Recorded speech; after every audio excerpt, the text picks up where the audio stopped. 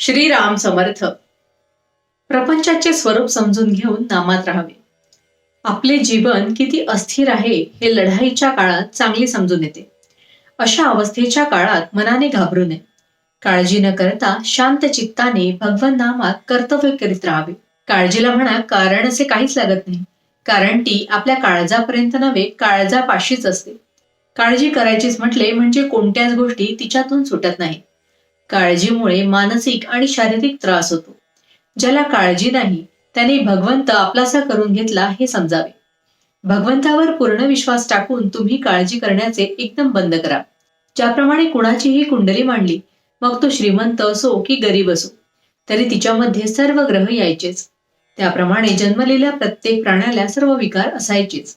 भगवंताचे अवतार जरी झाले किंवा साधू पुरुष जरी झाले तरी त्यांनाही विकार असतातच. अर्थात त्या विकारांच्या बरोबर प्रेम, दया, शांती, क्षमा हे गुणही त्यांच्या अंगी असतात. ग्रह हे या जन्माचे आहेत, पण विकार हे मागच्या जन्मापासून असलेले असतात. या विकारांना वश न होता म्हणजेच त्यांचे नियमन करून गुणांचे संवर्धन करणे हे प्रपंचात मनुष्याला शिकायचे असते. कुटुंबातल्या व्यवहारामध्ये प्रत्येक घटकाने आपापले स्थान ओळखून असावे. ज्याला स्वतःच्या मुलाबद्दल प्रेमामुळे इतकी खात्री असते की आपण सांगितलेले आपला मुलगा केल्याशिवाय राहणार नाही, तो बाप खरा. ज्याला अशी उत्सुकता असते की वडिलांनी आपल्याला सांगावे आणि आपण ते करावे, तो मुलगा खरा. बापाचा पैसा हा मुलाने अनितीने वागण्यासाठी नाही. जो मुलगा अनितीने वागतो त्याला बापाने पैसा देऊ नये. ज्याप्रमाणे वर बसणाऱ्याची मान पाहून घोडा दांडगाई करतो, त्याचप्रमाणे बापाचे पाणी ओळखूनच मुलगा वागतो. गृहिणीने स्वतः स्वयंपाक करून घरातल्या माणसांना जेवायला घालावे. त्या करण्यामध्ये प्रेम असते. प्रत्येक गृहिणीला घरामध्ये थोडे तरी काम पाहिजेच. खरोखर विवाहामध्ये बंधने फार आहेत, कारण ती अत्यंत पवित्र गोष्ट आहे.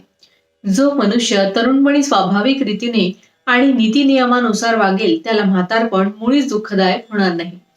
आज ज्याने चांगले वागण्याचा निश्चय केला त्याचे मागले पुसलेच. भगवंत रोज संधी देतो आहे.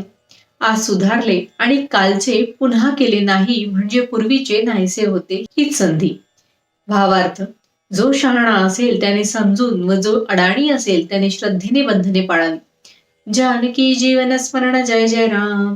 महारुद्र हनुमान की जय. समर्थ रामदास स्वामी महाराज की जय.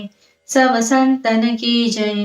श्री अनंत कोटी ब्रह्मांड नायक राजाधिराज सच्चिदानंद सद्गुरु श्री ब्रह्म चैतन्य महाराज की जय. जय जय रघुवीर समर्थ.